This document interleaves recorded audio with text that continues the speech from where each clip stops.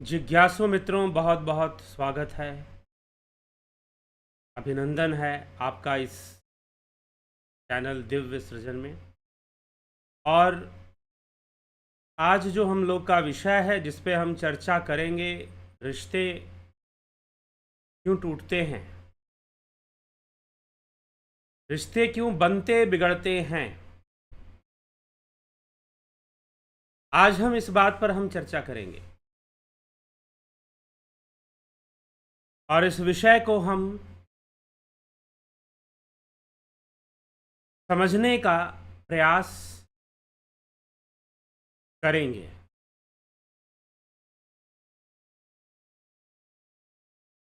तो रिश्ते क्यों बनते हैं और क्यों बिगड़ते हैं, यह विषय बहुत ही गंभीर है और यह विषय हर मनुष्य की समस्या भी है। आज के समय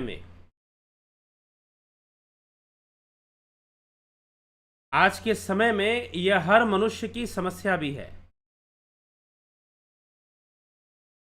समस्या आज के समय में ही है ऐसी बात नहीं है, पहले भी थी, लेकिन पहले थोड़ा सा समय अलग था, लोगों का दृष्टिकोण अलग था।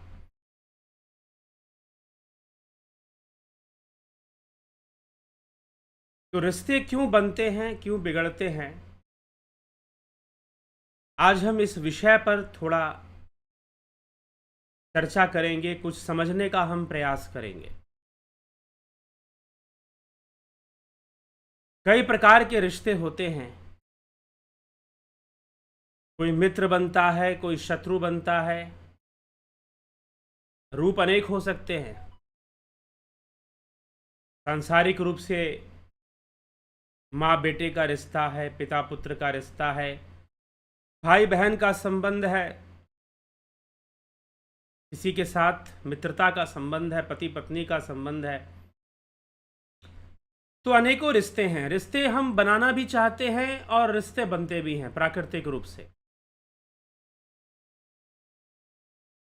प्रकृति हमें बंधन देकर भेजती है और उस बंधन का हिस्सा ये रिश्ता है।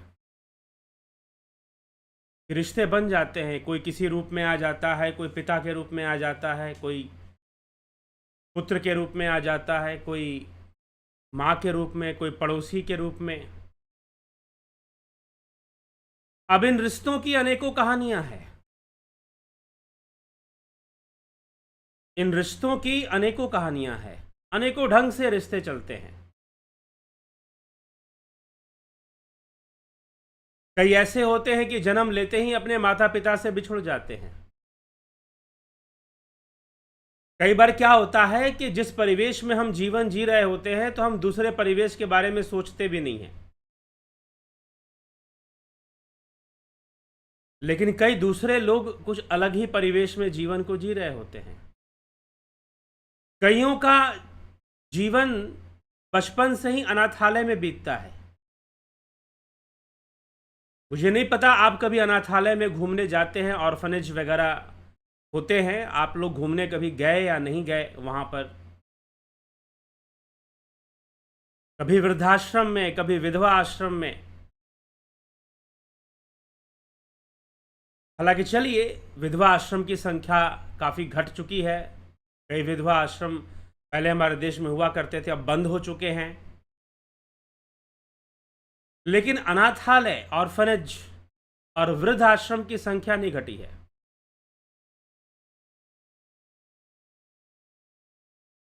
तो जीवन के कई कई पहलू होते हैं और जीवन अलग अलग माहौल में अलग अलग जीवन व्यक्ति जी रहा होता है। सब एक जैसे नहीं होते। आपका अपना घर परिवार है, माता पिता हैं, भाई बहन हैं, दादा दादी, नाना नानी, सब कुछ हैं। सब में बड़ा प्रेम है, सब एक दूसरे से बड़े जुड़े हुए हैं। अच्छी बात है, लेकिन हर घर में ऐसा चल रहा है ऐसा नहीं है। हो सकता है कि आपके यहाँ कुछ और कमी हो। किसी के पास रिश्तों की कमी नहीं तो धन वैभव की कमी हो जाती है। किसी के पास धन वैभव यश मान सम्मान बहुत है तो रिश्ते उसके नहीं संभलते हैं। धन वैभव का होना भी एक रिश्ता ही है। धन के साथ, सम्मान के साथ, यश के साथ, यश का होना भी एक रिश्ता है। यश के साथ सबको यश भी प्राप्त नहीं होता।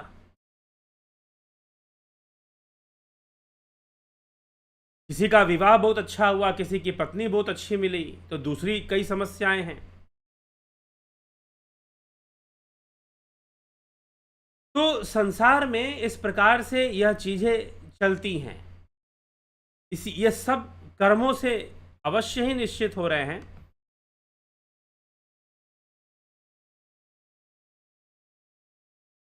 से अवश्य ही निश्चित हो रहे हैं हमारे रिश्ते भी, और भी बहुत सारी चीजें हमारे कर्मों से ही निश्चित हो रही हैं। इसमें कोई संशय नहीं है, इसमें कोई शक नहीं।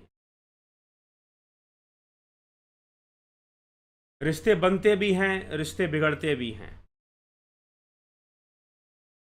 कर्म है, हम बनाए रखने की कोशिश करते हैं। कई बार हम रिश्तों का बोझ ढो रहे होते हैं।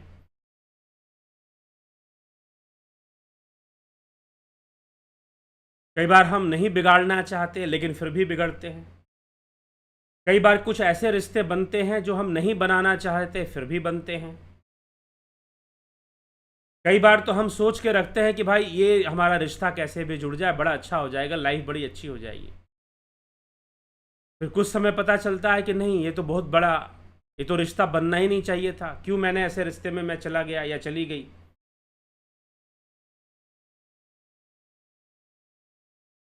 सूरदास जी एक बात कहते हैं कि उद्धव कर्मण की गति नारी, मूर्ख राजा राज करत है, पंडित फिरत भिखारी।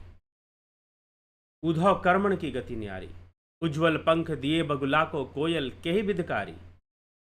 उद्धव कर्मण की गति न्यारी। जी हाँ, यह प्रकृति के 3 गुण, रजोगुण, सतोगुण, तमोगुण, कर्म को पैदा करते हैं और रिश्तों को बनाते हैं। कभी किसी के साथ हमारे रिश्ते जुड़ जाते हैं, कभी किसी के साथ जुड़ जाते हैं, कभी कैसे जुड़ जाते हैं, कभी कैसे जुड़ जाते हैं, जुड़ते रहते हैं। संसार में अनेकों रिश्ते हैं। हाँ, एक गुरु शिष्य का भी रिश्ता है, एक आध्यात्मिक संबंध भी है। कुछ संबंध ऐसे भी बनते हैं जिनका आधार आध्यात्म होता है। जी हाँ, वो हमारे पुण्य से, हमारे योग कर्मों से बनते हैं, हमारे पुण्यों के कारण। इसलिए कहा तुलसीदास जी ने कि पुण्य पुंज बिन मिलहि न संता। पुण्य पुंज बिन मिलहि न संता, पुण्य के बिना संत नहीं मिलते। तो संतों के साथ हमारा रिश्ता जुड़ता है, सात्विक संबंध जुड़ते हैं। कुछ आध्यात्मिक, सात्विक भी नहीं कहना चाहिए, आध्यात्मिक, कुछ आध्यात्मिक संबंध जुड़ते हैं। उनके पीछे भी हमारे पुण्य कर्म होते हैं, तभी वैसे संबंध जुड़ पाते हैं। नहीं तो कई बार मिलके भी नहीं जुड़ पाते, जुड़ते जुड़ते रह जाते हैं कई बार, क्योंकि कर्मों की कुछ और ही दिशा होती है। तो आध्यात्मिक संबंध भी जुड़ते हैं, हमारे पुण्य कर्मों से, हमारे आध्यात्मिक कर्मों से, हमारी योग साधना के कारण जुड़ते हैं। उस कारण से भी कुछ संबंध बनते हैं। और हाँ, उन संबंधों का भी रूप हो सकता है। कई बार पति पत्नी वैसे आध्यात्मिक रूप में हो गए, नहीं तो कई बार पिता पुत्र, कई बार कुछ गुरु शिष्य के रूप में आध्यात्मिक संबंध भी जुड़ते हैं। कई बार भाई बहन के रूप में भी आध्यात्मिक संबंध जुड़ते हैं। रानी चुड़ाला और उनके पति, योग वासिष्ठ में कथा आती है, आध्यात्मिक संबंध में पति पत्नी थे, लेकिन आध्यात्मिक प्रभाव से वो दोनों आपस में जुड़ते हैं। संत ज्ञानेश्वर और उनके भाई बहन निवृत्तिनाथ, मुक्ताबाई, ये सभी आध्यात्मिक संबंध में ही भाई बहन बनते हैं। नहीं तो गुरु और शिष्य का संबंध अध्यात्म को लक्ष्य कर कर ही बनता है, लेकिन कई बार उसका भी लक्ष्य अध्यात्म नहीं भी होता है। कबीर साहिब ने कहा है कि लोभी गुरु लालची चेला, नरक में होए ठेलम ठेला। जरूरी थोड़ी ना कि आध्यात्मिक संबंधी हो गुरु शिष्य के बीच में। हो सकता है कि भाई गुरु अपने लिए, शिष्य अपने स्वार्थ के लिए, गुरु अपने स्वार्थ के लिए, किसी ने किसी को गुरु बना लिया, किसी ने किसी को शिष्य बना लिया, काम चल रहा है दोनों का। उद्देश्य क्या है? तो कई बार पति पत्नी का संबंध भी इतना उत्कृष्ट हो सकता है कि वो आध्यात्मिक हो, पुण्य से बनते हैं, लेकिन आधार तो कर्म ही होता है। अब इसमें कई संबंध बनते हैं, कई संबंध बिगड़ते हैं, कई संबंध जीवन में कुछ समय तक चलते हैं, कई संबंध जीवन में कुछ समय बाद टूट जाते हैं। कोई आता है, कोई बिछुड़ता है। जीवन तो नदी के समान है, बहता है। कोई इसमें फूल डालता है, कोई इसमें कचरा डालता है, लेकिन नदी का काम है आगे बढ़ते रहना, आगे चलते रहना, और जीवन बहेगा, जीवन आगे चलेगा।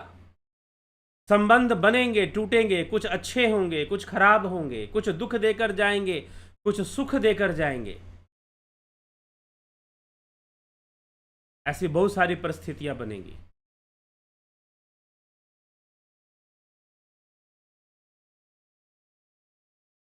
मिलत एक दारुण दिख देही, बिछुड़त एक प्राण हर लेही। एक मिलते हैं तो दारुण दुख देते हैं, और एक बिछुड़ते हैं तो प्राण हर लेते हैं। जब वो जीवन से जाते हैं तो इतना कष्ट पहुंचता है कि पूछो मत। और कुछ रिश्ते ऐसे बनते हैं कि वो आते ही जीवन में दुख शुरू हो जाता है, शत्रु रूप में आ जाते हैं। तो अनेकों लेन देन बना हुआ है हमारा कई जीवात्माओं से, और उस कर्म के आधार पर लोग आते हैं, जाते हैं। और कई बार तो ऐसा भी होता है कि ऐसे रिश्ते जो बन जाने चाहिए लेकिन नहीं बन पाते हैं। शायद वो बहुत बेहतर होते हैं लेकिन फिर भी नहीं बन पाते। शायद उनको कर्मों का सहारा नहीं मिल पाता। कई कारण भी हो सकते हैं। तो अनेकों रिश्ते, रिश्ते हमारे अपने मातृभूमि से जहां हमने जन्म लिया, रिश्ता हमारा अपने देश से, मानवता से, अनेकों रिश्ते होते हैं, लोगों से। तो लोग जीवन में, लोग आते हैं, जीवन में लोग जाते हैं, ये चलता रहता है। इसका आधार कर्म है, कर्म के आधार पर चलता रहता है। लेकिन सत्य पूछो तो मनुष्य बड़ा परेशान होता है, मनुष्य बड़ा दुखी होता है कि ऐसा क्यों हो गया, मेरे जीवन में ऐसा क्यों हो गया, मेरे जीवन में वो क्यों आ गया, मेरे जीवन में वो क्यों नहीं आया, मेरे ऐसा रिश्ता क्यों नहीं हुआ, मेरी ऐसी शादी क्यों नहीं हुई। कुछ लोग तो ये परेशान कि मेरा जन्म ऐसे घर में क्यों हो गया, मेरा पिता ऐसा क्यों है, मुझे ऐसा पिता क्यों मिला, मुझे ऐसी माता क्यों मिली, मुझे ऐसा भाई क्यों मिला, मुझे ऐसी पत्नी क्यों मिली। बहुत सारी बातें होती हैं और बहुत सारी शिकायतें होती हैं लोगों। शिकायत होना गलत है, गलत भी नहीं है, क्योंकि बेचारे जब ऐसे रिश्तों में फंसते हैं, क्योंकि जीवन का एक बहुत बड़ा अंग है रिश्ता, रिलेशनशिप। युवाओं की सबसे बड़ी समस्या है कैरियर एंड रिलेशनशिप। बहुत सारे युवा रिलेशनशिप में जाते हैं, बहुत कम उम्र में चले जाएंगे। 9वीं 10वीं क्लास में ऐसे आजकल देखने को मिलता है हमारे समाज में। 9वीं क्लास 10वीं क्लास की लड़कियां रिलेशनशिप में जाना शुरू कर देती हैं, प्रेम संबंधों में जाना शुरू कर देती हैं। हालांकि थोड़ा ठहरना चाहिए, संभलना चाहिए, लेकिन ठीक है, प्रकृति है, प्रकृति का बहाव है। अभी योगी बने नहीं, इसलिए तो मैं कहता हूं कि योग को समझो और जानो।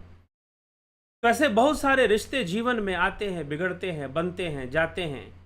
अब ये सिलसिला होता रहेगा, चलता रहेगा। इसके लिए क्या कर लोगे? यह मनुष्य के हाथ में भी नहीं है। मनुष्य बस दुखी होता है, सुखी हो जाता है, कभी दुख में जीवन व्यतीत कर लेता है, कभी सुख में जीवन व्यतीत कर लेता है। क्या करेगा? दुखी हो गया तो हो गया, सुखी हो गया तो हो गया, रिश्ता बन गया तो बन गया, टूट गया तो टूट गया।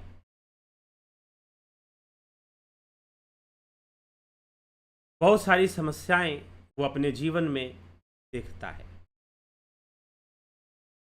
रिश्तों से संबंधित समस्याएं। कोई विकल्प नहीं होता क्या इन सभी समस्याओं का? कुछ रिश्ते अच्छे मिल जाते हैं। कई लोग तो ऐसा कहते हैं कि मेरे अपने जितने घर के रिश्ते हैं सब खराब हैं, मुझे बाहर जितने भी मित्र मिलते हैं, जितने भी मुझे लोग मिलते हैं, उनके साथ मेरा रिलेशन बहुत अच्छा चलता है, लेकिन घर के हर व्यक्ति के साथ मेरा रिलेशन खराब रहता है। महानुभाव मिले, उन्होंने ऐसी शिकायत की, ऐसी ही संभावनाएं रखी। ठीक है, ज्योतिष के माध्यम से हम कुछ सहायता ले लेते हैं, पता चल जाता है कि कहाँ रिश्ते खराब हो रहे हैं, कहाँ रिश्ते बिगड़ रहे हैं। क्या रिश्तों को जबरदस्ती ढोना भी चाहिए? ठीक है, जब आपके पास विकल्प भी नहीं है तो क्या करोगे? विकल्प है तो ठीक है, जो रिश्ते अलग होने हैं वो तो अलग हो ही जाएंगे, उसका क्या कर लेंगे आप। और जो अलग नहीं होने हैं वो नहीं अलग होंगे। हो सकता है कि आपको, कर्म का सिद्धांत है, कर्म तो आपका पीछा छोड़ेगा नहीं, वो तो आपसे करवाएगा, कहाँ भाग के जाएंगे। यह एक आध्यात्मिक तथ्य है। व्यवहारिक स्तर पे बातें कुछ और हो जाती हैं। हर व्यक्ति को अपना कर्म कर्तव्य समझना चाहिए और उसकी पालना करनी चाहिए, वो एक अलग बात है, वो जरूर करना चाहिए, अवश्य करना चाहिए। तो यह एक विवेक का विषय है। लेकिन प्रश्न यहां पर यह है कि ये जो रिश्ते बनते हैं और यह जो रिश्ते बिगड़ते हैं, इसके बीच में हमारा क्या हाल होता है, लोगों का क्या हाल होता है। लोग परेशान हो जाते हैं, यहां तक कि आत्महत्या भी करते हैं, कई बार अपमानित भी होते हैं। रिश्तों के बनने बिगड़ने में उन्हें कई बार अपयश का सामना करना पड़ता है, कई बार फाइनेंशियल लॉस का सामना करना पड़ता है, कई बार डिप्रेशन में चले जाते हैं रिश्तों के कारण, कई बार रिश्तों के कारण आत्महत्या भी कर लेते हैं, ऐसा भी देखा गया है। और कई बार रिश्तों के कारण आत्महत्या के बजाय दूसरों की हत्या भी कर देते हैं। कई क्राइम्स होती हैं, जितने भी क्रिमिनल एक्टिविटीज़ हैं हमारे संसार में, पूरी दुनिया में जो हो रही हैं, उनका 75% हिस्सा जो है इन रिश्तों पे निर्भर करता है कि रिश्ते कैसे बन रहे हैं, कैसे बिगड़ रहे हैं। कई क्राइम्स हो जाती हैं क्योंकि मनुष्य के पास दिशा नहीं होती रिश्तों को लेकर कि हमें कैसा रिश्ता बनाना है, कैसा रिश्ता नहीं बनाना है।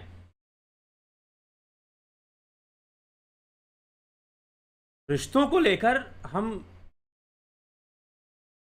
कई बार सहज नहीं हो पाते हैं, सरल नहीं हो पाते हैं। इसके पीछे कारण है। एक कारण यह है कि एक रिश्ता है जिससे कि हम टूट चुके हैं। एक रिश्ता है जिससे कि हम अच्छा संबंध बनाकर नहीं रखते हैं। और वो एक रिश्ता क्या है? स्वयं के साथ रिश्ता, अपनी आत्मा के साथ संबंध।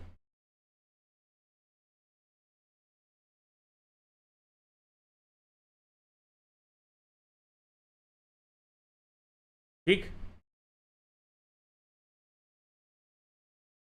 तो आत्मा के साथ संबंध, आत्मा के साथ जो हमारा संबंध है, वो संबंध कैसा होना चाहिए, उसमें हम कितने परिपक्व हैं। वो एक रिश्ता है जो हमें निश्चय ही ध्यान देना चाहिए। अगर उसके साथ रिश्ता बन गया, उसके साथ अगर रिश्ता जुड़ गया, तो हो सकता है कि बहुत सारे रिश्ते जो आपको प्रभावित करते हैं, जीवन में कोई आता है, जीवन में कोई जाता है, उससे हम प्रभावित नहीं होंगे। तो सबसे पहले हमें यह समझने की आवश्यकता है और उस रिश्ते को मजबूत करने की आवश्यकता है। और वह रिश्ता कौन है? अपनी आत्मा के साथ, स्वयं के साथ रिश्ता। स्वयं के साथ रिश्ता बनना जरूरी है।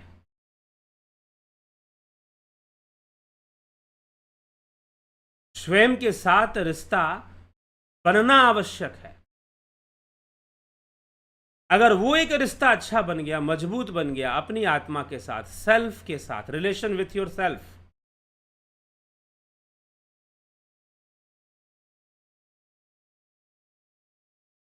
रिलेशन विथ योर सेल्फ, अगर रिलेशन विथ योर सेल्फ है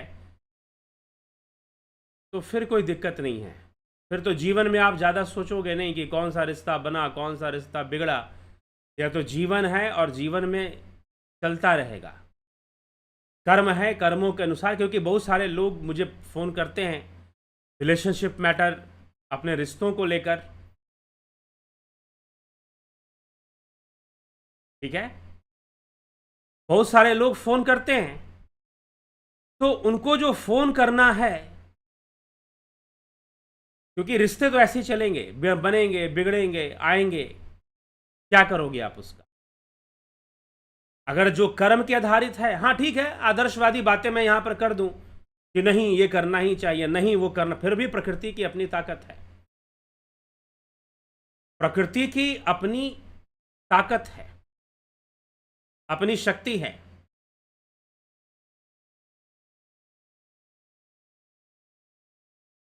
वो कार्य करती रहेगी, आपको स्वीकार करना पड़ेगा, आपको एक्सेप्ट करना पड़ेगा, उसके लिए कोई विकल्प नहीं होता।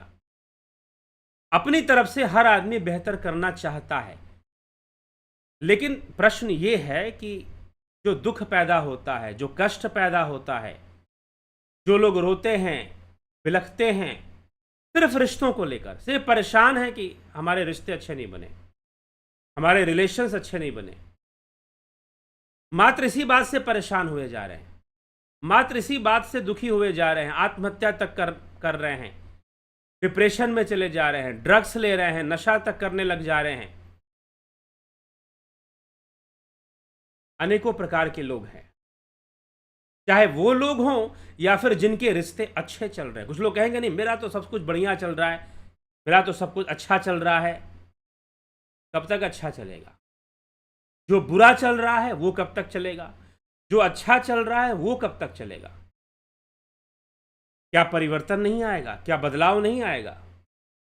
जिसका बुरा चल रहा है परिवर्तन उसका भी होना है, और जिसका अच्छा चल रहा है परिवर्तन उसका भी होना है। परिवर्तन तो दोनों का ही होना है।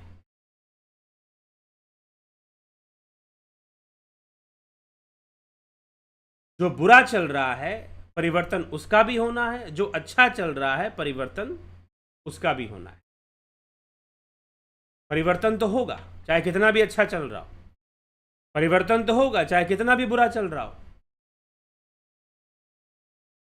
बस हमें क्या करना है, हमें अपनी आत्मा से एक घनिष्ठ संबंध जोड़ लेना है, अपनी आत्मा से एक रिश्ता जोड़ लेना है।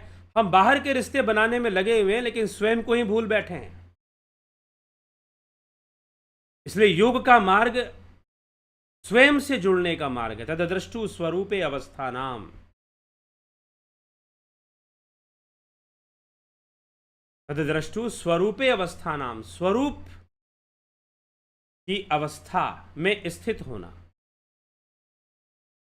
स्वरूप में स्थित होना। जिस दिन हमने ये कला सीख ली और जिस दिन हमने अपने आप से अच्छा संबंध जोड़ लिया, उस दिन से एक साक्षी भाव आ जाएगा। कुछ लोग पूछ रहे थे, कभी वीडियो बनाएंगे कि ये साक्षी भाव क्या होता है। तो भगवान कृष्ण ने कहा कि सांख्य योगियों के अंदर स्वतः ही साक्षी भाव आ जाता है, अपने आप आ जाता है। जबरदस्ती साक्षी भाव थोपना नहीं पड़ता, जबरदस्ती साक्षी भाव लाना नहीं पड़ता।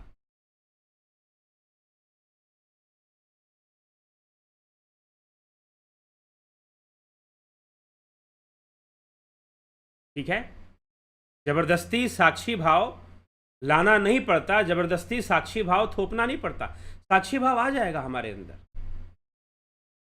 और हम रिश्तों को भी साक्षी भाव से देखेंगे, तभी संभव है। ये साक्षी भाव कब आएगा? ये साक्षी भाव तभी आएगा जब आपका संबंध, आपका रिलेशन अपने आप से, अपनी आत्मा से मजबूत हो जाएगा। तो हम बहुत रिश्ते बनाने पे लगे हुए हैं, हम कोई रिलेशन अच्छा करने में लगे हैं, हम कोई रिलेशन अच्छा करने में लगे हैं, लेकिन हमारा संबंध जो हमारी अपनी आत्मा से है, उसको हम छोड़ के बैठे हुए हैं। एक बार स्वामी विवेकानंद जी एक गांव के अंदर गए, तो एक व्यक्ति ने उन्हें प्रणाम किया, उनके चरण स्पर्श किए, उनको प्रणाम किया। स्वामी जी ने पूछा कि आपने मुझे क्यों प्रणाम किया? तब स्वामी विवेकानंद जी बहुत प्रसिद्ध नहीं थे, गांव गांव में जाते थे, उनके जीवन का संघर्ष हम पढ़े, उन्हें कोई सुनता भी नहीं था। गांव में जाते थे तो जो पढ़े लिखे लोग या जो संभ्रांत परिवार थे, संपन्न परिवार के लोग थे, वो उनको सुनने भी नहीं आते थे। ये उनकी बायोग्राफी के अंदर आप पढ़ेंगे उनके संघर्ष का समय, तो उसमें ऐसी बातें मिलेंगी। जब वो गांव में जाते थे तो मात्र जो अशिक्षित निम्न वर्ग के लोग ही उनके पास आकर बैठते थे। ठीक है, वो अपना कर्म करते थे, अपना कार्य करते थे। अनेकों लोग आते थे, पहले नहीं आते थे, बाद में आने लगे, बाद में यश भी मिला। एक ऐसा समय बीता जब कोई यश नहीं था, कोई सम्मान नहीं था, कोई पूछता भी नहीं था। एक ऐसा समय मिला कि बहुत यश आया, देश के बड़े बड़े लोग पूछ रहे हैं, दुनिया भर के बड़े बड़े लोग बुला रहे हैं। समय है। तो स्वामी विवेकानंद इस बात को उस व्यक्ति से पूछते हैं कि तुमने मुझे क्यों प्रणाम किया। उसने प्रणाम किया। उन्होंने पूछा प्रणाम क्यों किया, तो उसने कहा कि नहीं, आपने बहुत कुछ त्याग दिया, आपने संसार त्याग दिया, आपने घर बार त्याग दिया और आप सन्यासी साधु बन गए, साधना के मार्ग पर लगे हैं, तो मैंने आपको प्रणाम कर लिया। आप बहुत बड़े त्यागी पुरुष हैं। स्वामी विवेकानंद जी ने कहा कि अच्छा, मैं बहुत बड़ा त्यागी पुरुष हूं, इसलिए तुमने मुझे प्रणाम किया है, ठीक है, तो मैं भी तुमको प्रणाम कर लेता हूं। स्वामी विवेकानंद जी झुके और उसके चरण स्पर्श करने लगे। उसने कहा कि नहीं नहीं, आप मुझे क्यों ऐसा पाप लगाते हैं, आप साधु और मैं तो एक साधारण व्यक्ति, गृहस्थ, संसार की उसी में रहता हूं, मैं माया में ही रहता हूं। तो स्वामी विवेकानंद जी ने कहा कि नहीं, तुम मुझसे भी बड़े त्यागी हो। कैसे त्यागी हो? उन्होंने कहा कि मैंने तो वो त्यागा जो मेरा नहीं, जो आज है कल नहीं रहने वाला, किसी ना किसी रूप में जाएगा। रिश्ते अच्छे हैं तो भी जाएंगे, रिश्ते बुरे हैं तो भी जाएंगे। हाँ, उस समय के बीच में हम बहुत दुखी होते हैं। कुछ रिश्ते होते हैं कि बन जाने से दुख बढ़ जाता है, कुछ रिश्ते होते हैं कि टूट जाने से दुख बढ़ता है। बिछुरत एक प्राण हर लेही, मिलत एक दुख दारुण देही। कुछ जब बिछुड़ते हैं, जाते हैं, तो दुख पहुंचाते हैं, कुछ मिलकर दुख पहुंचाते हैं। कुछ के बारे में तो हमें समझ ही नहीं आता, हमें पता ही नहीं कि जीवन कैसे आगे बढ़ने वाला है। हम तो एक सपना संजो लेते हैं जीवन में कि ऐसे नौकरी लग जाएगी, ऐसे शादी हो जाएगी, फिर लाइफ सेट हो जाएगी। अभी आगे बढ़ो, लाइफ क्या चीज़ है पता ही क्या है। अभी लाइफ कौन कौन से रंग दिखाएगी इसका अंदाजा ही क्या है। लेकिन ठीक है, आदमी सोचता है, ठीक है, अच्छी बात है, सोचा कीजिए, लेकिन पहले से गाइडलाइंस हो तो और अच्छी बात है, जीवन और बेहतर कर पाएंगे। यही तो समस्या है कि आज के युवाओं के पास जीवन में आगे कौन कौन से मोड़ आ सकते हैं, इसके बारे में कोई एजुकेशन नहीं दिया जाता। जीवन कैसे जीना है, किस उम्र में हमें क्या ध्यान रखना चाहिए और कैसी कैसी चीज़ें आएंगी हमारे सामने, ये नहीं समझाया जाता, ये नहीं पढ़ाया जाता।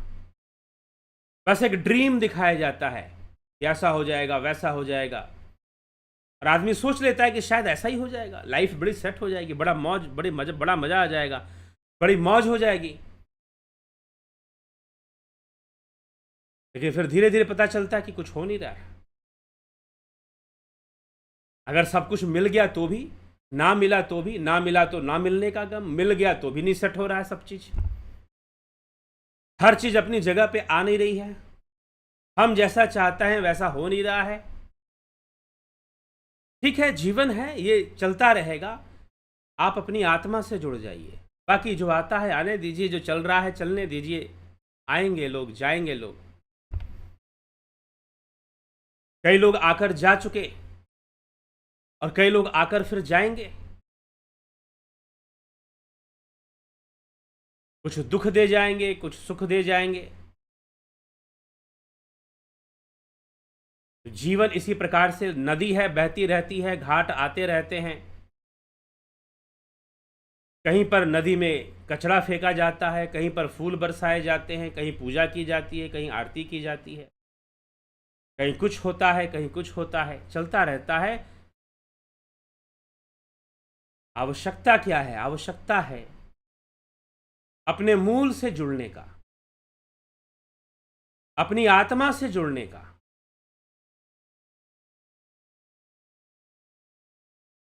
अगर हम अपने मूल से जुड़ जाएं, अगर हम अपनी आत्मा से जुड़ जाएं,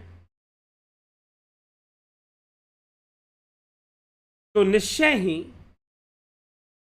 हम अपना बहुत भला कर पाएंगे।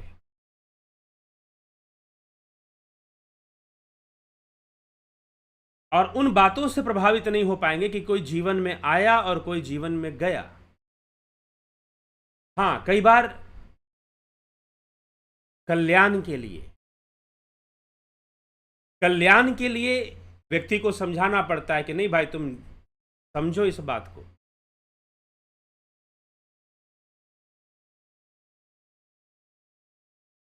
लेकिन नहीं समझते हैं। हाँ, जहां पर आध्यात्मिक संबंध है, गुरु कई समझाते हैं कि अपना जीवन ऐसे बनाओ, इस तरह से बनाओ।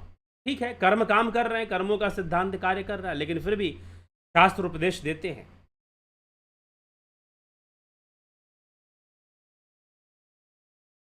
तो इसलिए हमें यह विचार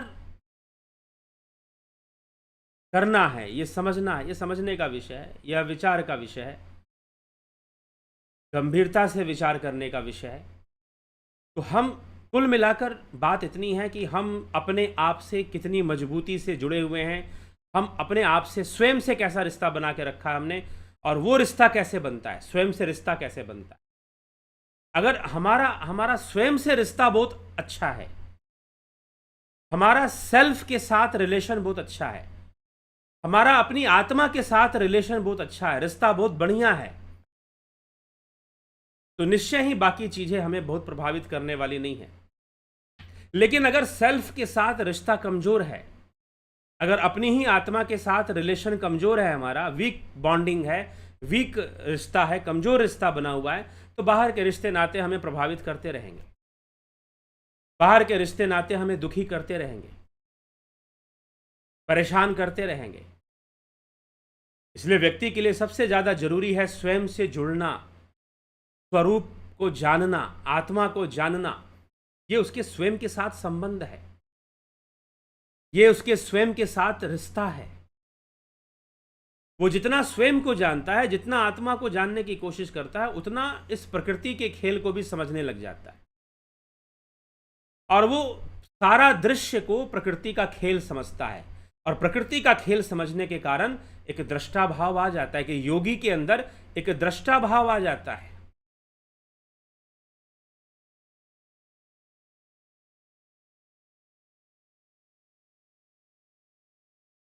एक दृष्टा भाव आ जाता है। तो इसलिए वो दृष्टा भाव हमारे अंदर आए, तभी आएगा जब हम अपनी आत्मा से संबंध अच्छा बनाएंगे।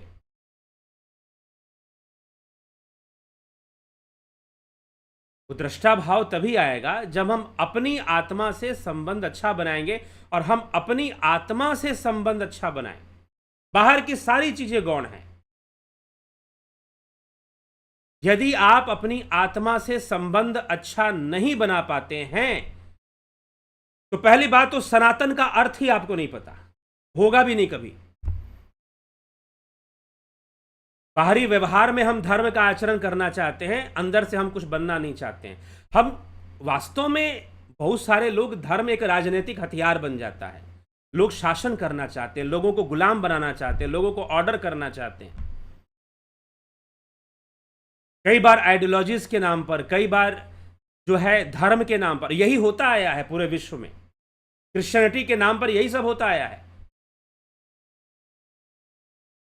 और भी जो बड़े बड़े अपने आप को धार्मिक कहते हैं, वो भी यही सब करना चाहते हैं। लेकिन जो वास्तविक सनातन है वो कुछ और ही है। वो बड़ा ही व्यक्तिगत विषय है आपका। वो स्वयं की आत्मा से जुड़ना ही है, और उसके प्रयास में हमें जो भी करना चाहिए वो करना चाहिए। वही योग है, वही अध्यात्म है, वही योग है और वही अध्यात्म है।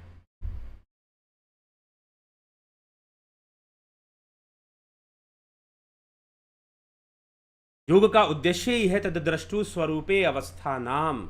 आप स्वरूप में स्थित हो जाइए, आप स्वरूप में स्थित हो जाइए।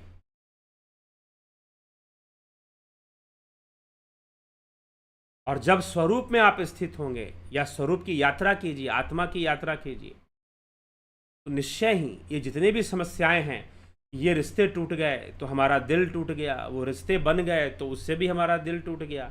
रिश्ता बना ही क्यों, वो हमारी ज़िंदगी में आई ही क्यों या आया ही क्यों, वो चला ही क्यों गया।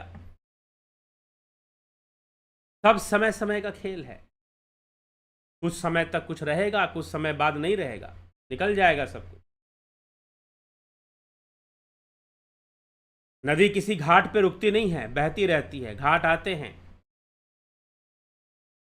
गंगा में कभी कानपुर के फैक्ट्री के मलबे गिरते हैं, तो कभी वाराणसी में धूप, अगरबत्ती, फूल, पूजा के सामान भी गिरते हैं।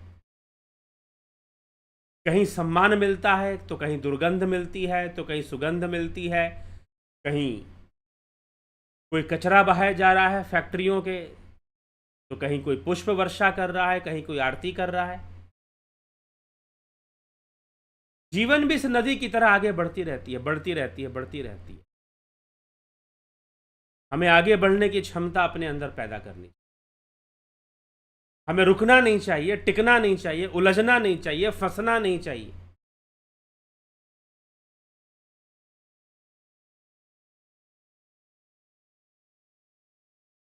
ठीक है, तो हमें यह विचार हमें समझना चाहिए, इन विचारों को समझना चाहिए। ठीक है, तो इसलिए अपनी आत्मा से संबंध मजबूत बनाएं। अपनी आत्मा से संबंध मजबूत बनाएं, यही विकल्प है। और शास्त्र यही समझा रहे, भगवान कृष्ण अर्जुन को यही समझा रहे हैं। तू अपनी आत्मा के साथ संबंध को मजबूत कर ले। और ये कैसे होगा? अब प्रश्न ये है कि आत्मा के साथ संबंध मजबूत कैसे होगा, आत्मा की यात्रा कैसे होगी? ध्यान योग से होगी। योग की प्रक्रिया, योग का सिद्धांत, योग सिखाता ही है हमें स्वरूप से जुड़ना।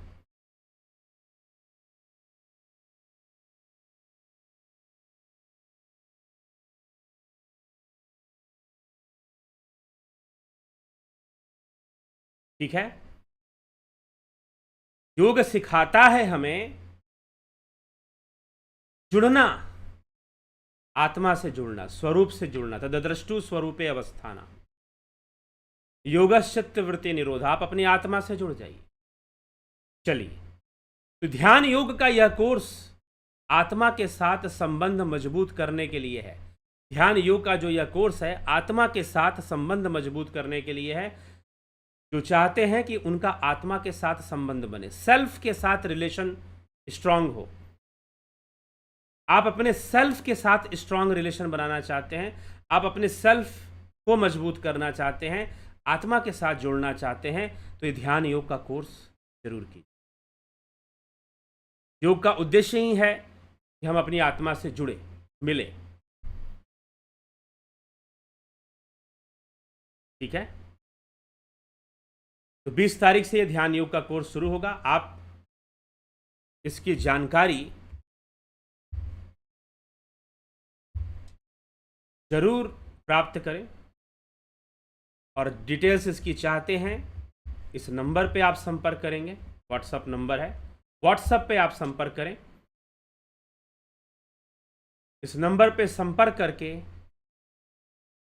आप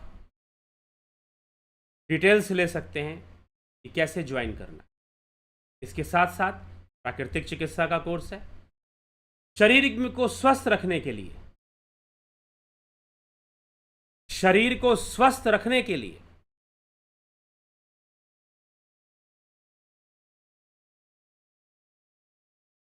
आत्मनिर्भर बनाता है हमें प्राकृतिक चिकित्सा।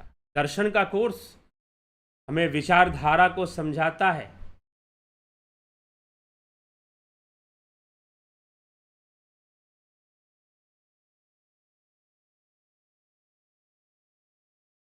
सनातन धर्म की विचारधारा, वैदिक दर्शन और साथ ही साथ पाश्चात्य दर्शन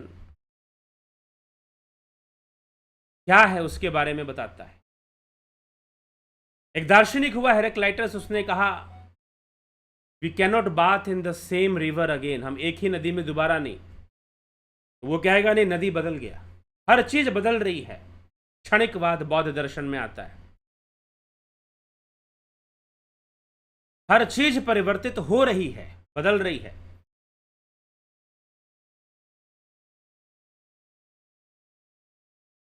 तो हमें इस बदलाव के साथ ही रहना पड़ता है। और हम चाहते हैं कि ना बदले, तो हम अपनी एक वस्तु है।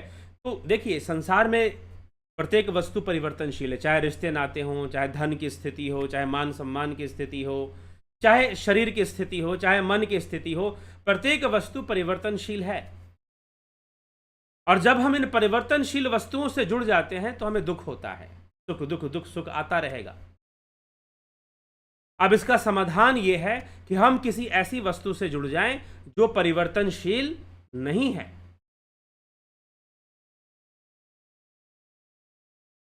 हम किसी ऐसी वस्तु से जुड़ जाएं जो परिवर्तनशील नहीं है, सनातन है। तो वह आत्मा ही सनातन है। वह आत्मा ही सनातन है।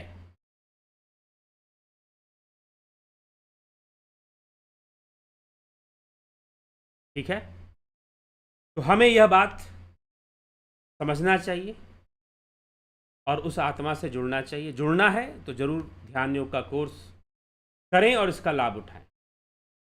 आगे बढ़ते हैं, आपकी टिप्पणियां देखते हैं। नरेंद्र माकुड़े जी, योगेश खैरनर जी, विनोद के सूद जी, राजू पाल, कन्हई कुमार, पलकधारी जी, सविता नायक जी, शिखर शर्मा, गुमाना राम चौहान, श्वेता राय सिन्हा, रूपलाल विश्वकर्मा, संतोष कुमार, अबनी प्रधान जी, बिमला शाह, सतीश मास्टर, हसमुख खुंट, योगेंद्र पंडित, कमलेश खैरनर, किशोर वैद्य, डॉक्टर विजय साहू, अभिनंदन है आप सभी का। जगत नारायण जी, घनश्याम सरोदे जी, एके त्यागी, अवधेश कुमार, रतन सिंह जी, प्रभात जेना, अभिनंदन है आप सभी का।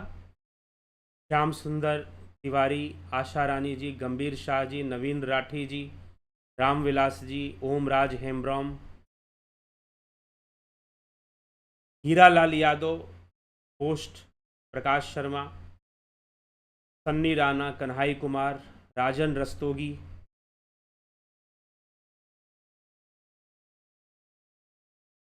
आपने सत्य की अनुभूति की है, आपके वीडियो बहुमूल्य हैं, लाभ उठाइए सब। सर, अब मेरे आगे ना नाथ है ना पीछे पगहा, मेरे पास खोने के लिए शेष कुछ न बचा है। चलिए, अच्छी बात है। और नहीं कुछ पाने के लिए रहा, अब बस योग ही मेरा सब कुछ रह गया है। जी हाँ, योग ही सब कुछ है। बाबा शर्मा जी, बहुत बहुत अभिनंदन है बाबा शर्मा जी। तो सभी का बहुत बहुत स्वागत है इस कार्यक्रम में। आप जुड़े रहें, बने रहें। कोई प्रश्न कर रहा था कुछ कि योगी के लिए क्या नियम है? आप सात्विक आहार कहते हैं, सबके लिए नहीं कहते हैं।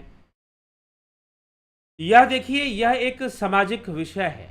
आहार का सीधा संबंध पहले तो योग से नहीं है, पहले तो ये समझ लेना। और विपरीत परिस्थितियों में कई ऐसे महापुरुष हैं जिन्होंने कि भाई आहार लिया है, हर तरह का आहार लिया है।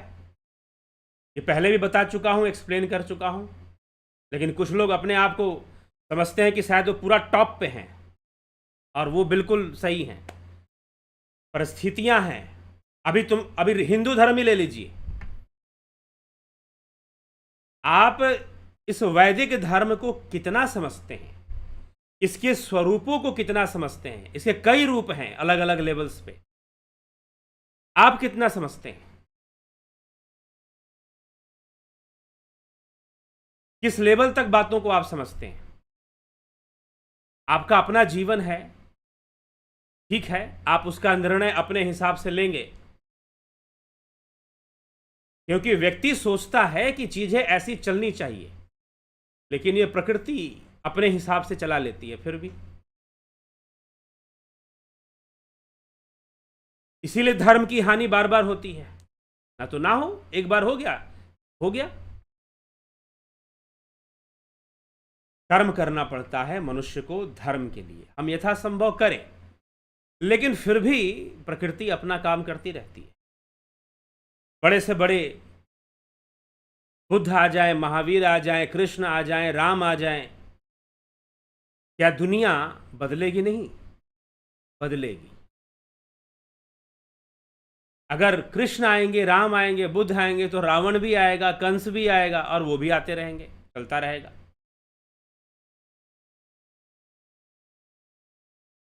अब जब आप वैदिक धर्म को समझते हैं तो यह इतना विशाल है अपने आप में, इतनी चीजों को समाये हुए अपने भीतर, कितने परिस्थितियों को समाये हुए भीतर, तो अलग अलग परिस्थितियों में परिभाषाएं अलग अलग हो जाती हैं, बदल जाती हैं। अब हमारे देश में कई शक्तिपीठ हैं, कामाख्या है, त्रिपुरा सुंदरी है, वहां नियम से बलि चढ़ता है। देश की बड़ी से बड़ी संस्थाएं हैं हमारे देश में, उनका सामर्थ्य नहीं है कि उसको वो रुकवा सके। किस विचारधारा के अनुकूल चढ़ता है, समझना पड़ेगा। उसकी विचारधारा क्या क्या थॉट प्रोसेस लेके वो लोग चल रहे हैं, और क्या वो वैदिक नहीं है? क्या उसका कोई संबंध है वैदिक कर्मकांड से? मिल जाएगा संबंध, क्योंकि आप ये दावा करोगे कि भाई हमारा तो मतलब कि नहीं, वेद तो ऐसा कहते नहीं है। क्या काम्य कर्म नहीं होते? कर्मकांड सिद्धांत में काम्य कर्म भी होते हैं। गलत होना एक अलग विषय है, लेकिन है कि नहीं, प्रश्न ये है। कौन सी बात कहां गलत है, कितनी गलत है, वो एक अलग टॉपिक है, अलग विषय है। तो कई बार जब आप प्रकृति की व्याख्या करते हैं, जब आप पूरे समाज की बात करते हैं, तो जब मैं आहार की बात करता हूं, तो एक तो ये कि इस समय पर ऐसा होना चाहिए, तो इस समय भी बदलता है, समय के साथ परिभाषाएं भी बदलेंगी।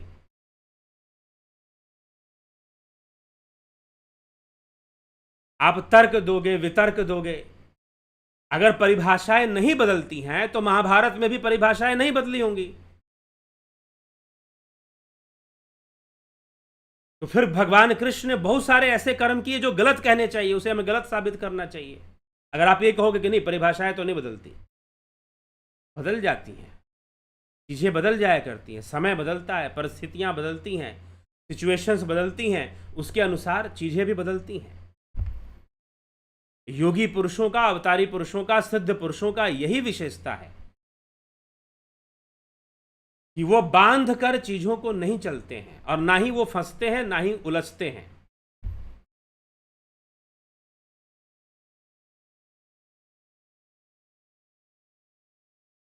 यह समझ लेना है।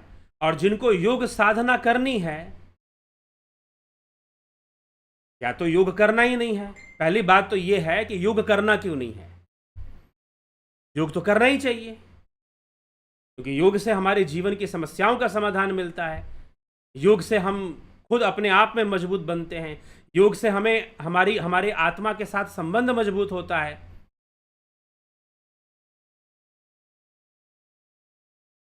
तो योग तो करना ही चाहिए।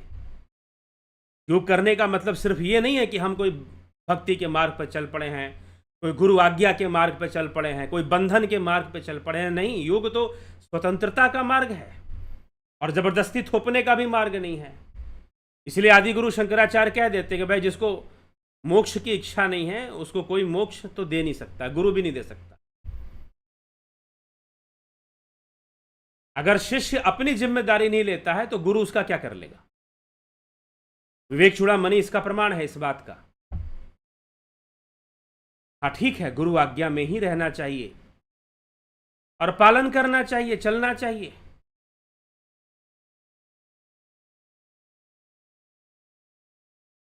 तो यह सब हमें विवेक का यह विषय है।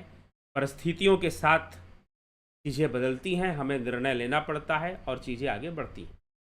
इसलिए जो योग मार्गी हैं, जिनको जीवन में योग करना है, जो योग साधक हैं, बिल्कुल बिल्कुल उनको अपना आहार, व्यवहार, पथ्य अपथ्य का ध्यान रखते हुए आगे बढ़ते रहना चाहिए। यही नियम है उनके लिए। फिर भी परिस्थितियां कुछ अनुकूल प्रतिकूल हो जाएं तो वहां नियम भी बदलेगा। इसीलिए साधक और बाधक तत्व में साधक बाधक तत्व में एक बाधक तत्व बताया गया है हठ प्रतिपिका ग्रंथ के अंदर कि योगी को, योग साधक को हठ धर्मी नहीं होना चाहिए, किसी भी नियम पर हठ पूर्वक नहीं लागू करना चाहिए, नहीं तो अपना नुकसान करेगा। हठ प्रतिपिका की व्याख्या पढ़ लीजिए या खुद ग्रंथ उठा के पढ़ लीजिए। किसी भी नियम में हठ आग्रह नहीं करना चाहिए, जबरदस्ती का आग्रह नहीं करना चाहिए, जबरदस्ती का हठ पालन नहीं करना चाहिए।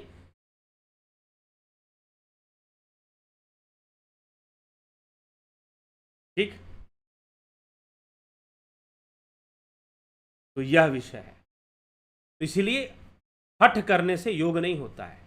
अब हठ करने का मतलब यही है कि आवश्यकता पड़ने पर नियमों को बदलने के लिए भी तैयार होना चाहिए। इसलिए कृष्ण प्रतिज्ञा नहीं लेते, अर्जुन प्रतिज्ञा लेता है, भीष्म प्रतिज्ञा लेते हैं, लेकिन कृष्ण प्रतिज्ञा नहीं लेते, क्योंकि वो जानते हैं कि समय बदलेगा, परिस्थितियां बदलेंगी, मुझे अपना प्रतिज्ञा भी बदलना पड़ेगा, मुझे प्रतिज्ञा भी बदलनी पड़ेगी।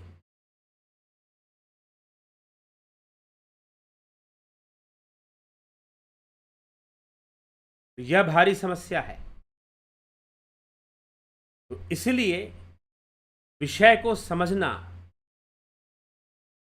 स्पष्ट रूप से समझना, एक होता है स्पष्ट रूप से समझना, एक होता है आदर्श के रूप में।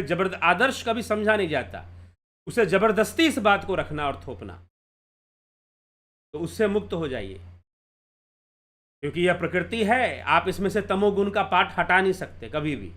न राम हटा पाए, न कृष्ण हटा पाए, न बुद्ध हटा पाए, न महावीर हटा पाए, कोई नहीं हटा पाएगा। इसीलिए अभी कोई मुझे कमेंट कर रहा था कि जो ब्रह्म को जानता है वो दुनिया जीत लेता है।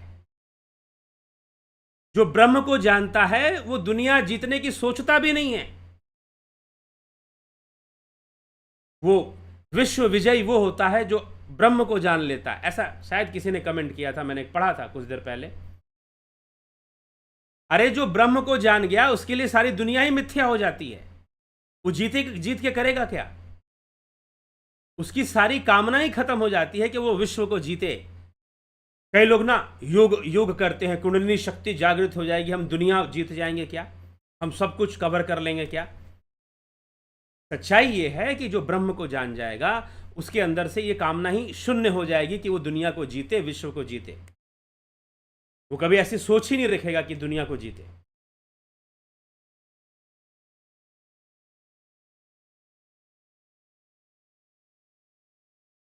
ठीक है, तो यह समस्या है। तो ऐसे ऐसे कमेंट भी लोग करते हैं कि जो ब्रह्म को जान जाएगा वो तो पूरी दुनिया ही जीत जाएगा। मुझसे पूछ देंगे कि आप दुनिया जीत गए हो। ठीक है, तो अब ऐसे अपने कॉन्सेप्ट अपने दिमाग में पहले से बिठा के रखा हुआ है। और वहां आदि गुरु शंकराचार्य कह रहे हैं कि जो ब्रह्म को जान जाएगा उसके लिए जगत मिथ्या हो जाएगा, संसार मिथ्या हो जाएगा उसके लिए। तो जब मिथ्या ही हो गया तो अब उसको जीतना क्यों है? उसको क्यों जीतना है फिर? तो ये सब कई तरह की ऐसी बातें होती हैं। हमने अलग ही कुछ दिमाग में कॉन्सेप्ट बना के रखा हुआ है और उसके प्रति हमको लगता है कि यही परफेक्ट है। जी नहीं, बहुत सारे आयाम होते हैं। यही जैन दर्शन का स्यादवाद है। लेकिन दुर्भाग्यपूर्ण क्या हो जाता है कि कई बार मैं जैन आचार्यों में ही स्यादवाद की भावना नहीं रहती। वो कहते हैं यही सही है। कोई भी बात स्यादवाद के सिद्धांत में, जैन दर्शन के स्यादवाद, कभी मैं लाइव चर्चा में सोच रहा हूं स्यादवाद पे बताऊंगा आपको। स्यादवाद के सिद्धांत में या अनेकांतवाद के सिद्धांत में कोई भी बात पूरी तरह से सही नहीं हो सकती। लेकिन मुझे कुछ जैन मत के लोग मिले, वो ठोक कर बोलेंगे यही सही है, अपने ही सिद्धांत को काटना शुरू कर देंगे, जबकि वो अनेकांतवाद की विचारधारा वहां पर है, स्यादवाद की विचारधारा वहां पर है। यह भी सही हो सकता है तो यह भी सही हो सकता है। किसी परिस्थिति में ये सही तो किसी परिस्थिति में वो सही, ऐसा भी हो सकता है। अनेकांतवाद कहता है कि हमारा जो ज्ञान होता है संसार में वो एकांगी होता है, अपूर्ण होता है, सापेक्ष होता है। हम किसी भी चीज को एक पक्ष में देखते हैं, लेकिन उसके कई पक्ष होते हैं जिसे हम नहीं देख पाते हैं।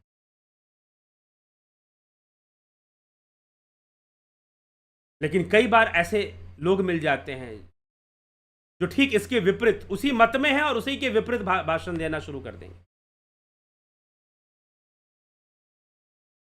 तो इसीलिए विवेक, परिस्थिति और यह प्रकृति अनेकों चीजें पैदा करती हैं। कई बार हो सकता है कि जो हम मानकर बैठे हुए हैं चीजें उसके अनुकूल ना चलें, परिस्थितियां उसके अनुकूल ना हो, तो हमें प्रकृति का सत्य समझना चाहिए कि प्रकृति का क्या सत्य है। और जब हम उस सत्य को स्वीकार करेंगे तो अपने आप हमें समझ में आ जाएगा कि भाई यह तो प्रकृति के कारण है, ये चीजें हैं, तमोगुण का भी प्रसारा बना हुआ है। हमसे जितना अच्छा हो सकता है हम अपना अच्छा कर्म करने का प्रयास करें।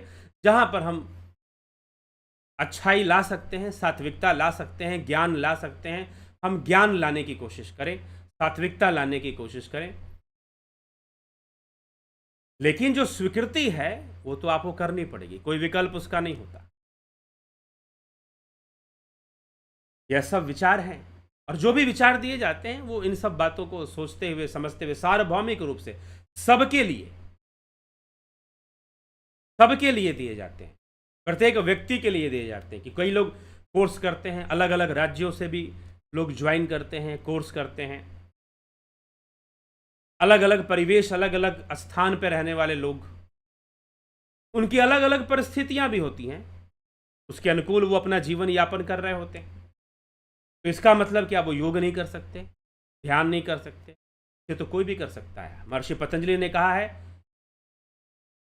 बिना जाति भेद के, बिना क्षेत्र भेद के, बिना रंग भेद के यह योग कोई भी कर सकता है। अष्टांग योग को कोई भी अनुसरण कर सकता है। स्वयं योग सूत्र का यह सिद्धांत है। तो हमें विवेक से विचार करते हुए चलना चाहिए और योग मार्ग पर संतुलन बनाते हुए आगे बढ़ना चाहिए, साधना करनी चाहिए, अभ्यास करना चाहिए, ध्यान योग का अभ्यास करना चाहिए, और हम आगे बढ़ें तो अच्छा है। दयानंद जी, संतोष कुमार जी, परसों का वीडियो जब मैं सुना मुझे ऐसा लग रहा था जैसे ये वीडियो मेरे लिए ही गुरु जी ने बनाया है। नीलम जादव जी, बहुत अभिनंदन है। जी हाँ, पहले भी कई लोग ऐसा बोल चुके हैं कि मेरे दिमाग में यही चल रहा था और आपका वीडियो सामने आया और मुझे सारे प्रश्नों के उत्तर मिलने शुरू हो गए। अवश्य लाभ उठाइए, लाभान्वित होइए, जितना अधिक लाभान्वित हो सकते हैं। चलिए, इसी के साथ विचारों को विराम देंगे। कल फिर मिलेंगे 9 PM लाइव चर्चा में। बहुत बहुत आभार आप सभी का। और अपनी आत्मा से संबंध मजबूत कीजिए। जिन्होंने ध्यान योग कर लिया है वो ध्यान योग का अभ्यास करें अपनी आत्मा से संबंध मजबूत करने के लिए। जिन्होंने नहीं किया है और आत्मा के साथ संबंध मजबूत करना चाहते हैं तो जरूर ध्यान योग के कोर्स का लाभ उठा लें। ठीक है, बहुत बहुत आभार। ओम तत्सत।